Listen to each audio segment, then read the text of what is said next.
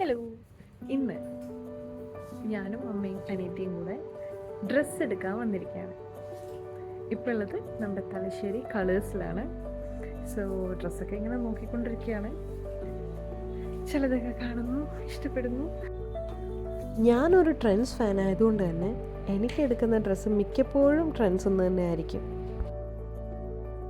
So നേരെ ട്രെൻഡ്സിലേക്ക് പോയി അവിടെ നിന്ന് ഇങ്ങനെ ഓരോ കളക്ഷനൊക്കെ നോക്കി. എനിക്ക് ട്രെൻഡ്സിൻ്റെ ഫേവറേറ്റ് ആയിട്ടുള്ള കാര്യം എന്താ അറിയോ, നമുക്ക് അവിടെ നിന്ന് ഡ്രസ്സ് എടുക്കുമ്പം നമ്മൾ ആരുടെയും ഫേസ് നോക്കണ്ട. ലൈക്ക് നമുക്ക് ഇഷ്ടമുള്ളതൊക്കെ വലിച്ചിടാം, എടുക്കാം, ട്രയൽ ചെയ്യാം. ആരും ചോദിക്കാനോ പറയാനോ ഒന്നും വരത്തില്ല. നമ്മുടെ ആ ഒരു കംഫർട്ടിനനുസരിച്ച് നമുക്ക് ഷോപ്പ് ചെയ്യാം കേട്ടോ. നേരെ മറിച്ച് ചെറിയ ചെറിയ ഷോപ്പിലൊക്കെ പോകുമ്പോൾ നമുക്ക് ആൾക്കാരിങ്ങനെ ചോദിക്കും, ലൈക്ക് നിങ്ങൾ എന്താ എടുക്കുന്നത് എന്നൊക്കെ. ഇത്രയും ഡ്രസ്സ് ട്രൈ ചെയ്യാനുണ്ട്.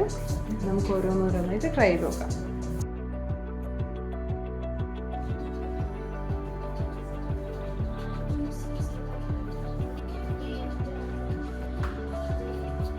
ട്രൈ ചെയ്ത് നോക്കിയാൽ ഈ ഒരു ഡ്രസ്സ് കേട്ടോ എല്ലാവർക്കും ഇഷ്ടമായത്. അങ്ങനെ ഡ്രസ്സ് എടുക്കൽ പരിപാടിയൊക്കെ കഴിഞ്ഞ് പിന്നെ നേരെ പോയത് തലശ്ശേരി കടൽപ്പാലത്തേക്കാണ്. അവിടെ ചെന്നപ്പോൾ നിറയെ ആൾക്കാരായിരുന്നു കേട്ടോ. നല്ല നല്ല ഫുഡും നല്ലൊരു ആംബിയൻസും അങ്ങനെയൊക്കെ ആയിട്ട് നല്ല രസമായിരുന്നു.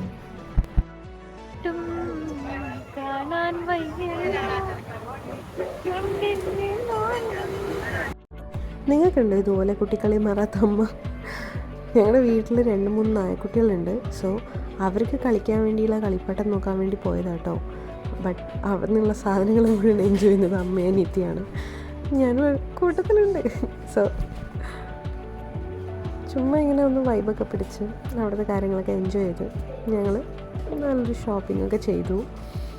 ദെൻ നല്ലൊരു സായാഹ്നം ആസ്വദിച്ച് തിരിച്ച് വീട്ടിലേക്ക്.